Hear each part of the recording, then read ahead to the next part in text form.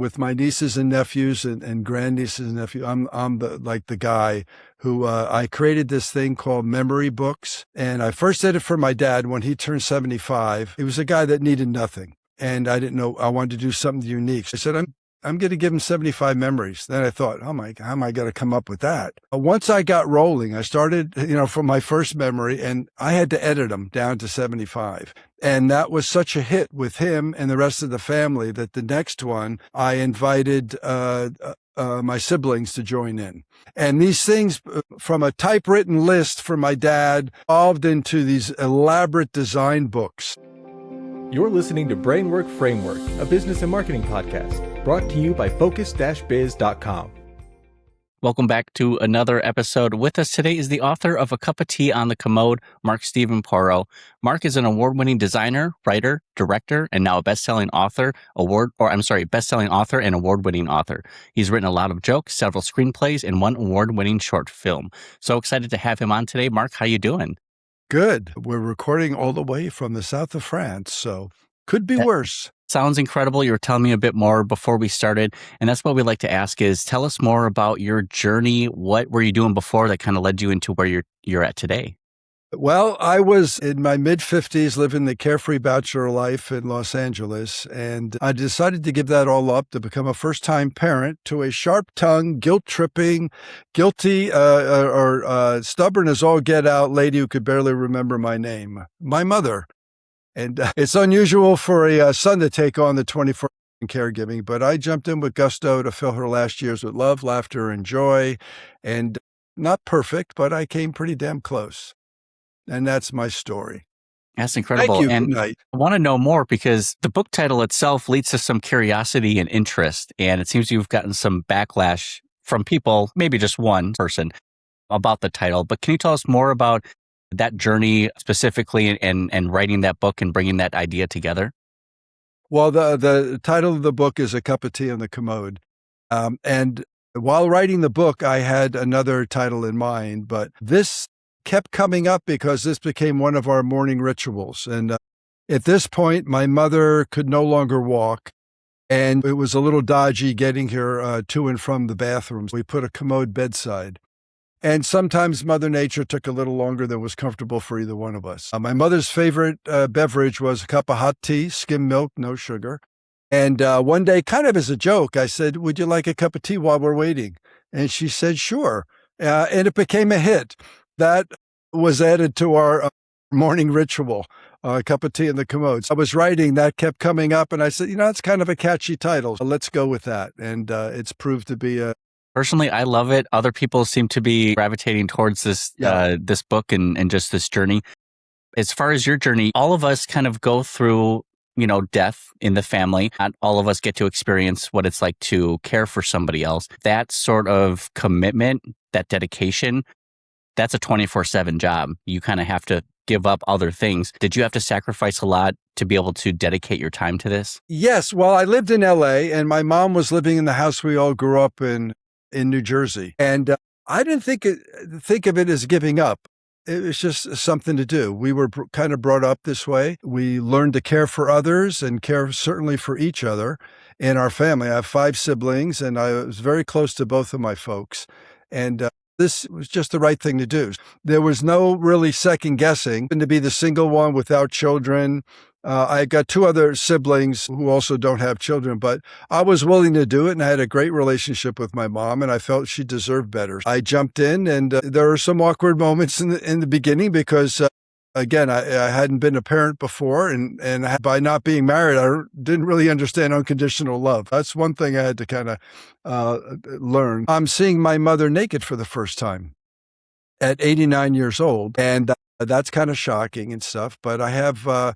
an acting background, and I didn't want my mother to feel uncomfortable with my uncomfortableness. I took on the role as caregiver and said, okay, this is the role I'm playing now. I don't want my mom to feel guilty. I don't want her to feel bad that I'm taking this on. I want to show her that I'm doing this out of love, and we're going to make the best of it. I actually did get her permission. I didn't jump in right away. She had a near-death experience, just a few days after her 89th birthday. She suffered from some depression throughout her life, and she kept it pretty well hidden. But as we get older, our filters seemed to fade, and more started emerging. And sometimes she wasn't a pleasant person to be around, like Archie Bunker mother.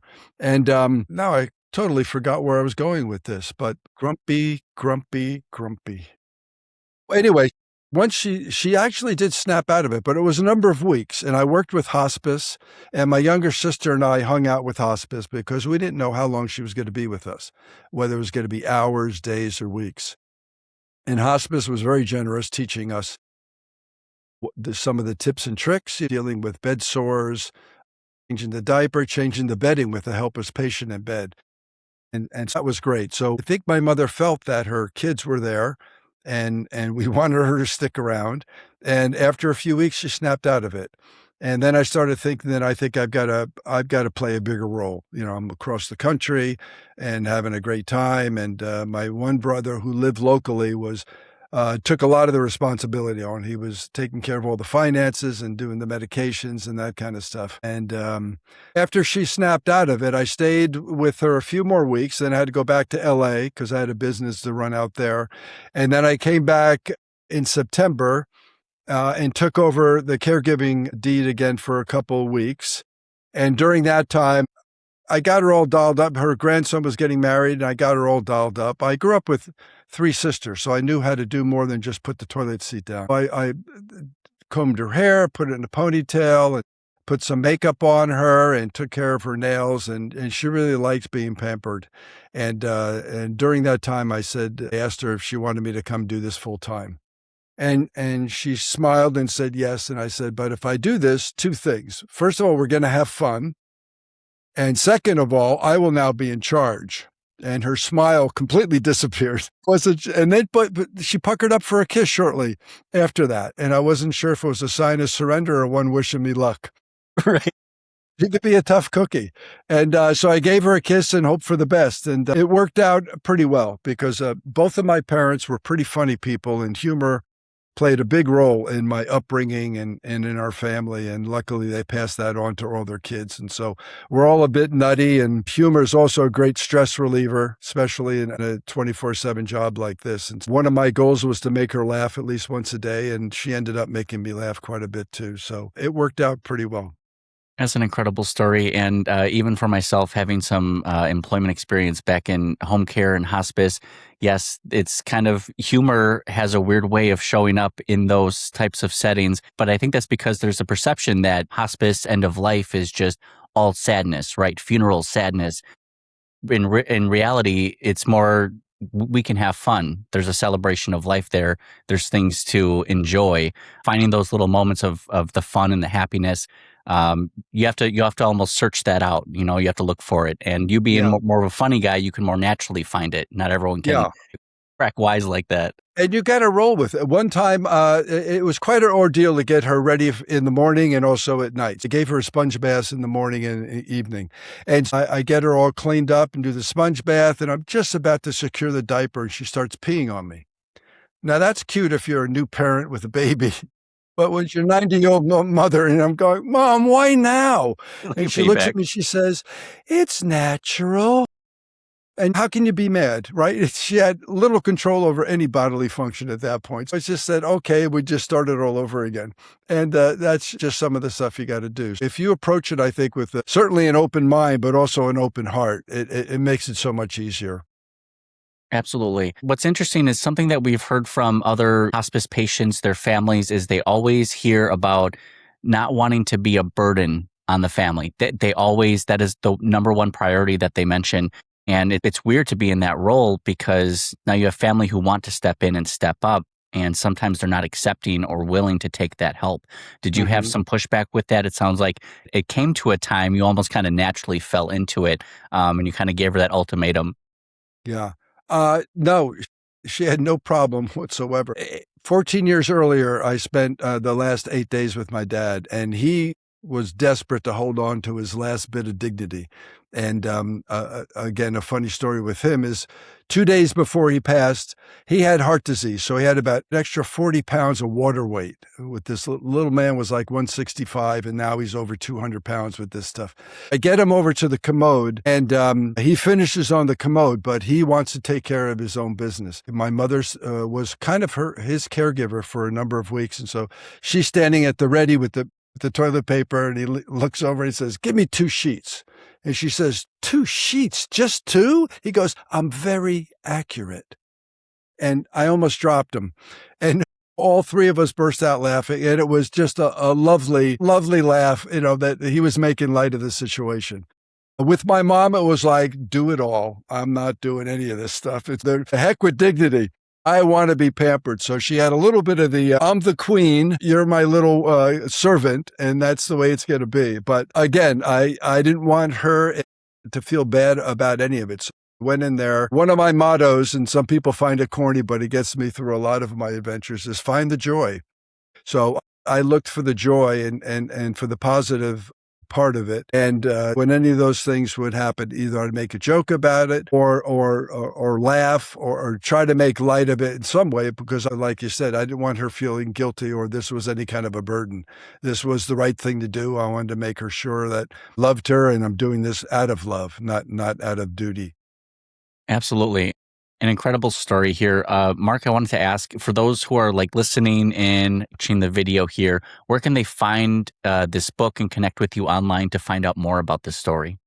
Well, if they Google A Cup of Tea on the Commode, we're everywhere. I've built quite a platform around that. So the website is acupofteaonthecommode.org. I have a YouTube channel with a lot of funny little videos. And of course, that's Cup of Tea on the Commode. We're on everything from TikTok to Facebook to Pinterest to, I still call it Twitter, and Blue Sky and all that stuff. And so Amazon, of course, it's on Amazon in 4 formats. You have paperback, large print paperback, ebook, and the audiobook, recorded here in the south of France. Actually, I'm not sure when this is going to air, but we're having a Mother's Day sale on, I think, on all platforms for the ebook at $4.99. Which is great. But if they sign up for the newsletter on the website, they'll get the first 3 chapters in a PDF form for free. If they sign up, then they can click where to get that from the welcome letter that I send people. There's ways of certainly digging into the book. And it's won a bunch of awards, and the reactions I've gotten from a lot of readers, some I know from my hometown, some I don't know that are also, my hometown seems to all be on Facebook, which is great. So they've been very supportive. But those notes and how this book has touched them, it has really been lovely. My mom keeps teaching, even from heaven. That is incredible. And we will have those links available down in the show notes and the description so everyone can find that book and get connected with Mark Steven here. Mark, you're at an incredible place in life's journey, all your accomplishments, what you're doing. I wanted to kind of look forward. What do you think is on the agenda? What's the next chapter for you? I mean, you're now, you moved from the U.S., you're now in beautiful France, you're enjoying life out there. What's next after that? Well, I'm a good way through the next book, which is focusing more on my dad. So there'll be more humor and fun. My dad invented in 1963 half-popped popcorn, which became a thing. And we've had some copycats and some other people claiming they invented it, but we brought it to market, or my brother and I, after my dad passed, to honor him. So for my mom, I honored her with the book. When my dad passed, my brother and I started a company, Grandpa Poe's Originals, to share his snack with the world. And we made it a national brand for a number of years, and it was the snack of the day on the Rachel Ray Show. It's called Grandpa Poe's Originals. It's no longer made, but I built a factory out in L.A. for it, and we had a nice run. And so the book will be about the last 8 days with my dad, also about his snack invention. And then in 1995, I took him to the little village in Italy where his father came from. and nobody from our family had been there in over 100 years. And so I shot a documentary of that. And that was just an amazing trip, and also ended up clearing the family name because there was some rumor about my great-grandfather and why he left Italy. But I have a picture of my dad knocking on his father's door. The house is still there, and my great-grandfather was the mayor of this village back in the around 1880, and they knew everything about him. There's only 200 people left. Now it's less than 100, but 1995, there was about 200 people there. And the town historian was also the entire police department. The policeman there was just on the tip of his tongue, stories about my great-grandfather, which was great. So those three subjects will be all in one book about my dad, and that's hopefully will come out in the next year or two. That has to be an incredible moment when something you believe about yourself and your family to be true for so long that other people are kind of trying to disprove, and then you're able to finally validate that. And now you get to share these stories and learn from that. That's incredible. Never would have happened if we didn't go. Wow. Yeah. And it was 2 years before my dad passed, and he said that was one of the highlights of his life. And that might have been my first real caregiving journey, because he was, again, straddled with the heart disease, and we spent 18 or 16 days in Italy together, just the two of us, and it was fabulous. That is incredible. Mark, I have a couple more questions. One specifically is kind of just life's journey and business journey. There comes a point where we begin focusing more on legacy, what we're leaving behind, what memories, what stories, what knowledge. Is that something that has crossed your mind, and how do you kind of view legacy? Well, I think so, because I have a knack for recording family history. And I think with my nieces and nephews and grandnieces and nephews, I'm the guy who I created this thing called memory books. And I first did it for my dad when he turned 75. He was a guy that needed nothing, and I didn't know, I wanted to do something unique. I said, I'm going to give him 75 memories. Then I thought, how am I going to come up with that? Once I got rolling, I started, from my first memory, and I had to edit them down to 75. And that was such a hit with him and the rest of the family that the next one, I invited my siblings to join in. And these things, from a typewritten list for my dad, evolved into these elaborate design books with sometimes distant cousins and aunts and uncles all chipping in memories of the various people, normally when they hit a big birthday, 60, 80. And I did it for my two aunts when they turned 80, and my dad's siblings, and they were so touched by this. It was just great. And then when my nieces and nephews, we didn't have enough memories for them. But when they got married, I did it as wedding gifts, and then got all kinds of people to chip in. So their new spouses sometimes wish they could read those things before they got married, because there were some very revealing things, but they became a huge thing. So that was a big deal. And then when we had family reunions for a number of years as we all got older, my father and older brother would pick a place back east. And at that point, we were like 22 of us would all get together for a week. And as adults, that's very difficult to do, but we all really liked our family. And so we all made the effort to do that. And I usually wrote a poem to sum up the week. And some of those things are actually on the website, the Cup of Tea on the Commode.org. There's a section called bonus material. We mention certain things in the book, and then I elaborate more on those in that particular section. So some of those poems are there. PDFs of some of the memory books are there. The documentary of the Italy trip is in there. There's a whole lot of fun stuff.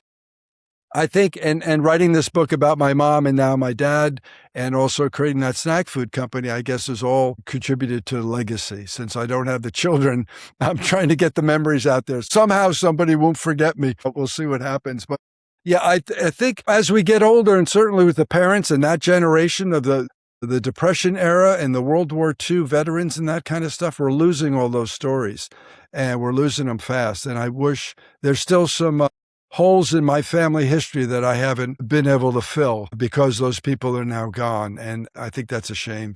I'm trying to do what I can before I leave this earth to answer people's questions if they're interested. Sometimes it's tough to get family to be interested. This is a book about your grandmother. Don't you want to read it? But someday they will. I think they will appreciate it. So if I'm not around by that time, that would be like, okay, fine. But that's okay. Mark, that's incredible. I love all these stories, the journey you've been on, just life itself. It's such a fun moment of these memories that we're putting together. Incredible time. Just a couple more minutes available left on the show, but wanted to open the floor. I don't know if you have a message you just want to share with our audience here or just kind of like a final note, but the time is yours if you would like it. Well, I'll tell you one thing that was interesting revelation. So the book was released on Mother's Day, almost 3 years ago, actually. And I wanted to record the audio book, but I get really emotional when it comes to family. And I couldn't do it, even with stories that had nothing to do with emotion, baseball story, and I'm bawling. So it took me about 6 months before I thought I could get it together. I built a studio here in my apartment here, recorded it, but having that break of 6 months really gave me a fresh perspective of the book. Now I'm rereading the book, and it's quite interesting. The story sounds like I went back to rescue my mom, which in a sense I did. But upon reflection of looking back when I was doing the recording, I think Mom actually rescued me. And because I've done a lot of, I think, interesting things, adventurous things and good things in life, but nothing all that important, not having children and not being married and stuff like that. And I think Mom gave me this opportunity to do something really important. And it changed my life and it changed me and made me a better man. And luckily I was smart enough to jump on it. So Mom continues to teach, which is great. So thanks, Mom. I love it, Mark. Thank you so much. Really appreciate you coming on the show and sharing your journey and these stories with us. For all those interested, make sure you check out the links below so you can get connected. And thank you again, Mark. Really appreciate it. Thanks, Chris. My pleasure.